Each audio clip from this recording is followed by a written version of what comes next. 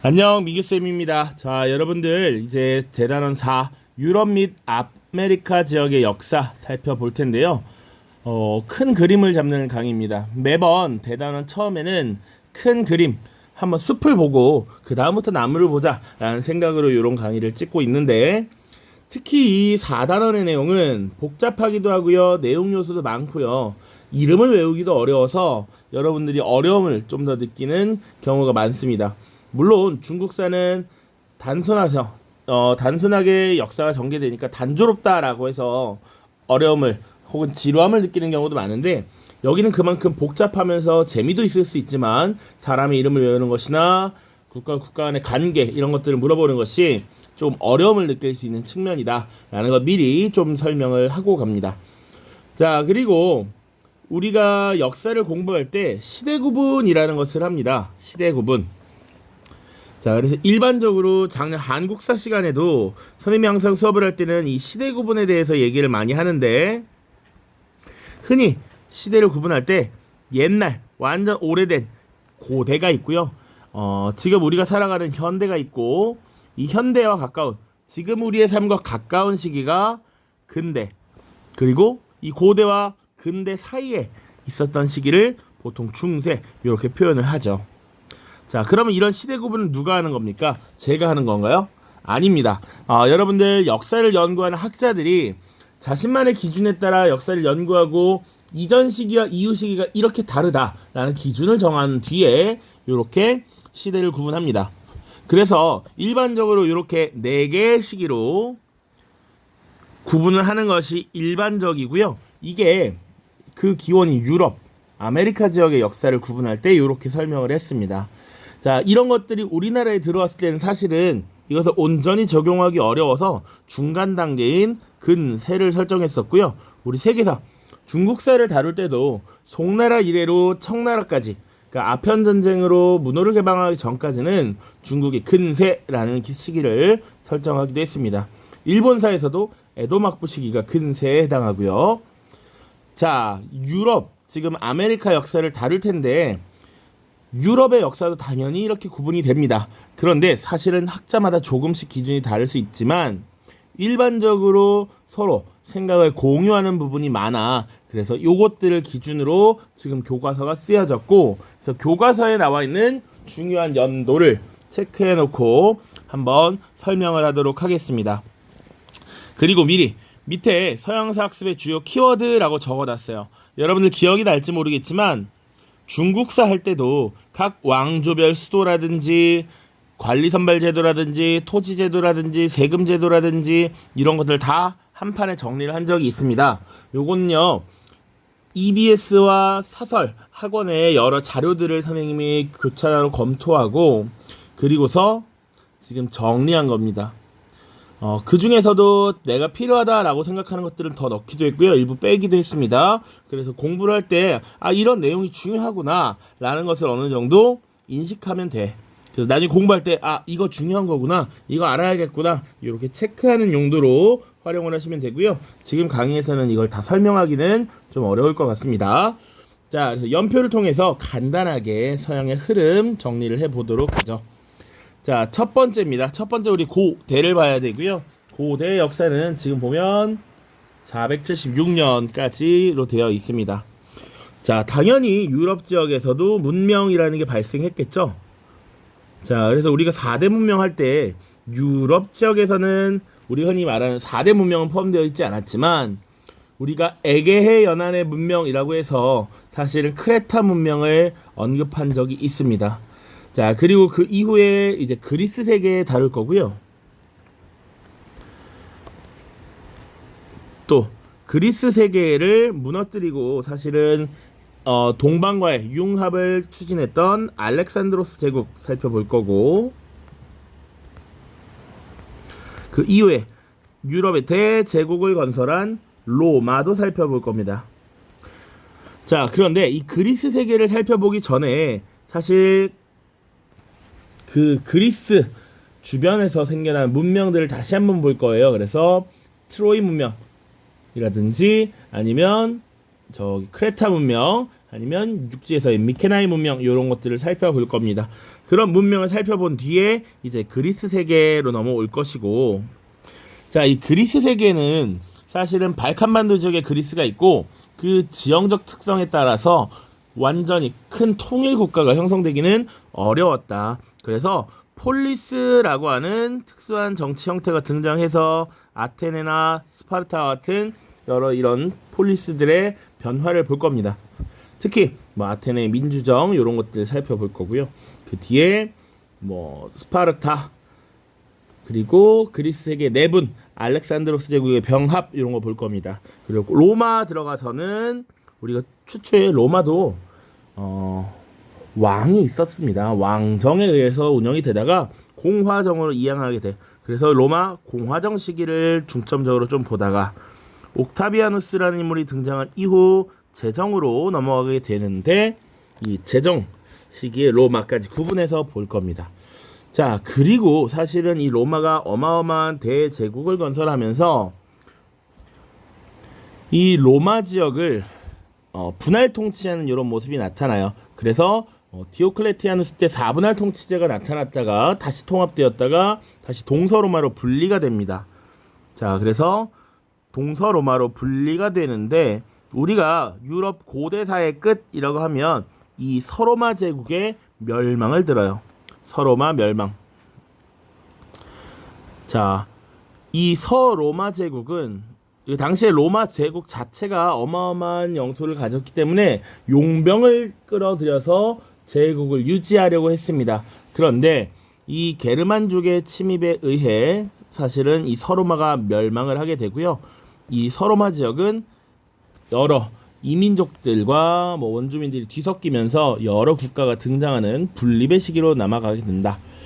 자, 그 와중에 동로마 제국은 비잔티움 제국이라는 이름으로 쭉 이어집니다. 자, 그래서 이 비잔티움 제국이 쭉 존속하는 것이 바로 언제까지냐? 바로 1473년이에요.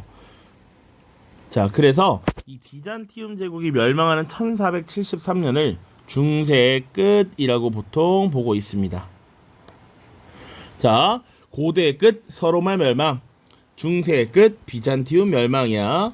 자, 비잔티움이 멸망한 건 우리 이미 배웠습니다. 오스만 제국의 메메트 2세가 비잔티움 제국을 무너뜨렸다. 이런 내용 이미 다뤘고요.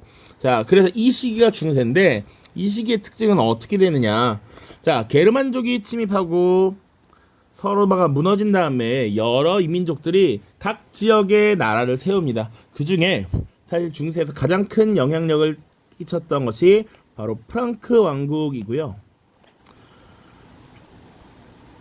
자, 이름부터 약간 느낌이 왔지. 자, 그리고 이 시기에는 이민족들이 너무 많았고 이 국가를 지키기 위해서는 기사들을 고용을 하는 경향이 많았습니다. 그런 와중에 유럽 특유의 봉건제가 형성이 됩니다.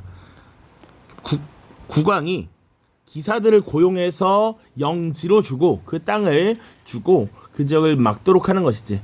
그래서 일종의 쌍무적 계약 관계가 형성돼요. 땅을 부여받는 대신에 군사적 봉사 의무를 다하는 것. 이런 유럽 특유의 봉건제가 등장을 한다. 그래서 이 유럽 사회가 조금 복잡하게 전개되는 것도 이런 봉건제 때문이야. 자, 뭐 영국 왕이 프랑스 왕의 제후가 되기도 합니다. 여러 나라가 뒤섞이게 돼. 그래서 복잡한 역사가 전개되는데 그건 뒤에서 좀 더 자세하게 다루도록 하겠습니다. 자, 이런 봉건제 당연히 이제 등장하게 되고요. 또 이 시기의 특징은 이 중세 전체를 통과하는 종교가 하나 있죠. 바로 크리스트교라고 하는 것입니다. 그러니까 고대는 그리스나 로마는 인간 중심의 문화를 주로 했다면 크리스트교가 극도로 발달하면서 신 중심의 사회가 펼쳐진 것이 중세다라고 볼 수 있어. 그래서 이 교회 세력을 대표하는 교황과 세속권의 대립이 나타나기도 합니다. 교황권과 황제권, 왕권의 대립 이런 것들 또 나올 수 있는 내용들입니다. 자, 이 프랑크 왕국은요 나중에 베르댕 조약, 메르센 조약이라는 것을 체결하면서 동프랑크, 중프랑크, 서프랑크 등으로 나뉘는데 이런 것들이 오늘날 유럽의 먼 원형이 돼.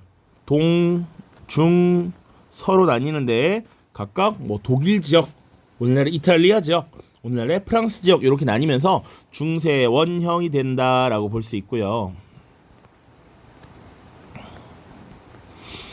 자, 그런데 이 시기가 되게 길기 때문에 계속 이 세력을 병합했다가 분리됐다가 병합되었다 분리되었다 계속 나오면서 사실은 뭐 통합된 국가로서 뭐가 등장하기는 조금 어렵다라는 거 보시면 되겠습니다. 자, 그리고 이 시기가 되면 크리스트교가 하나의 뭐랄까 유럽 지역을 관통하는 종교로서 등장하는데 반대쪽에 서쪽에 아니 동쪽에 보면 지금 아라비아 반도나 지금의 이란, 이라크 지역에는 이슬람이라고 하는 새로운 종교가 등장해서 이 유럽 지역을 위협하고 있습니다. 그쵸? 그래서 이슬람교가 등장해서 이렇게 공격을 해오는데 이 이슬람교와 크리스트교의 대결이 벌어지게 되죠. 그것이 십자군 전쟁이라고 하는 것이 있습니다. 십자군 전쟁. 이 십자군 전쟁을 치르는 과정에서 유럽 사회가 또 한 차례 변화를 맞이하게 됩니다. 혹은 또 흑사병이라고 하는 전염병이 창궐하면서 유럽의 인구가 크게 줄고 그로 인해서 농민들의 처지, 당시 농노라고 하는 계층의 지위가 높아지기도 하고 혹은 뭐 반대로 영주들의 권한이 강해지는 경우도 있습니다. 아무튼 십자군 전쟁 그리고 그 중에 퍼졌던 흑사병 이런 것들이 큰 영향을 미치기도 한다. 자, 그리고 이런 분열된 여러 국가들 간의 경쟁들도 나타납니다. 때로 그래서 가장 중요한 것 중에 하나가 백년 전쟁이라고 하는 전쟁입니다. 영국과 프랑스에 사실상 패권을 두고 크게 전쟁이 일어났던 것이고 이때 등장하는 인물이 잔다르크라고 하는 인물들도 있어요. 또 영국 내부에서 또 장미전쟁이라고 하는 것도 나타납니다. 자, 내용이 사실 되게 많은 부분이에요. 약 1000여 년의 시간 동안 정말 많은 부분이 있어 구체적으로 들어가면 이 중세를 정말 영상을 잘게 쪼개서 계속 바라볼 수도 있을 것 같습니다.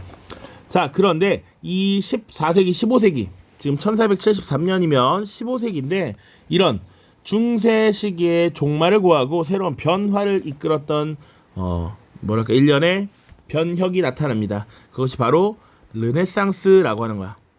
일종의 문예의 부흥을 꾀하고요. 신중심의 사회에서 인간 중심의 사회로 지금 넘어오게 되는 것. 그리고 신앙로 개척이라고 하는 것도 세계관을 변화시키고 있고요. 또 이 시기가 되면 이제 절대왕정이라는 것이 등장합니다. 세속권의 강화가 이루어지면서 강력한 왕권을 바탕으로 국가를 통제하는 이런 모습들이 나타난다. 또 신중심의 사회를 무너뜨린 것도 하나가 종교개혁입니다. 이런 것들. 그래서 루터나 칼뱅 그리고 헨리 8세의 이혼 문제를 가지고 종교개혁이 이루어진 이런 것들 살펴보면 됩니다. 특히 절대왕정 시기 서유럽의 절대왕정과 동유럽의 절대왕정 이런 거 구분 국가별로 조금 해볼 필요가 있겠습니다. 자, 그리고 사상적으로 뭐 여러 가지 영향을 끼치는 거 17세기 이후가 되면 과학혁명이라고 하는 것 발생하고요. 여러 가지 과학적 발전이 이루어지는 시기 그리고 그런 것들이 영향을 미쳐서 이제 인간의 이성 이런 것들에 대한 자신감이 생겨납니다. 계몽사상 이런 것들이 등장하게 되죠. 그리고 이후에 18세기 후반 거의 말경이 되면 영국으로부터 산업혁명이 또 발생합니다. 그래서 기계의 발명, 대량 생산 이런 것들이 과거와는 다른 또 다른 시스템을 체제를 만들어내게 되고요. 이런 것들을 바탕으로 선발적으로 성장한 국가들이 앞장서서 이제 약속을 침략하고 식민지로 만드는 제국주의라고 하는 것도 등장을 하게 되겠죠. 자, 이 제국주의의 등장은 보통 이제 근대의 끝, 현대의 시작 정도로 보고 있습니다. 자, 이 과정에서 사실은 여러 유럽의 열강들이 강력하게 등장을 하게 되죠. 그래서 영국, 프랑스, 벨기에, 뭐 나중에는 독일 이런 국가들도 등장합니다. 이 와중에 사실은 엄청나게 많은 전쟁, 국가 간의 이합 집산 이런 것들이 이어집니다. 그런 것들이 이어지고 또 이 와중에 이제 민족주의라고 하는 관념이 나타나죠. 그래서 민족을 중심으로 한 국가의 형성 이런 것들을 강조하게 됩니다. 그 정도 보시면 될 것 같습니다. 민족주의. 자, 중요한 큰 내용들은 그래도 많이 다뤘죠. 자, 민족주의와 함께 자유주의도 봐야겠네요. 자유주의. 자, 민족주의와 자유주의의 발전. 그리고 진짜 중요한 것들은 요 와중에 또 자유주의의 이전, 자유주의 등장 이전 단계라고 볼 수 있는 시기에 각종 시민혁명이 발생합니다. 시민혁명. 영국에서도 청교도혁명이나 명예혁명 이런 것들 발생하고요. 미국에서는 미국 독립혁명, 프랑스에서는 프랑스혁명 이런 것들이 등장하면서 이 개인의 권리, 자유 이런 것들에 대한 것이 관념이 점점 성장하고 있죠. 자, 이렇게 지금 근대를 볼 수 있겠고요. 이제 1945년 이렇게 나와 있는데 사실은 민족주의의 발달, 제국주의 열강의 침략적 모습 이런 것들이 문제가 되어서 사실은 1차, 2차 세계대전이 발생하게 되고 실질적으로 2차 세계대전이 종결하는 시기가 1945년입니다. 자, 그래서 이 1945년을 또 하나의 기점으로 보고 있고요. 이 이후에는 미국과 소련을 중심으로 하는 세계간의 대립, 직접적인 전쟁은 아니지만 사실상의 그런 분위기, 국제적 양상이 펼쳐졌는데 이것을 냉전이라고 하지. 냉전 체제가 전개되고 그것이 사실상 종교라는 것이 89년입니다. 그래서 몰타 회담 이후 여기는 이제 탈냉전의 시대로 넘어가게 된다. 이렇게 보시면 되겠습니다. 여기 대공황이라고 하는 주제도 하나 더 넣으면 좋겠네요. 대공황. 사실 연표에 쭉 다 넣고 싶지만 빠뜨린 주제들이 많습니다. 밑에 다양한 내용들이 있는데 요것들은 한번 여러분들이 한번 읽어보시면 더 좋을 것 같습니다. 구체적으로 내용에 들어가면 더 자세히 다루도록 하겠습니다. 자, 되게 복잡하고 내용도 많은 유럽 지역에 들어갑니다. 우리 시험 범위가 얼마 남지 않았죠? 그래서 얼른 부지런히 정리를 하고 마무리를 짓도록 하겠습니다. 모두 고생 많았고요. 다음 영상에서 드디어 이제 그리스 세계 들어가도록 하겠습니다. 모두 고생 많았습니다. 안녕.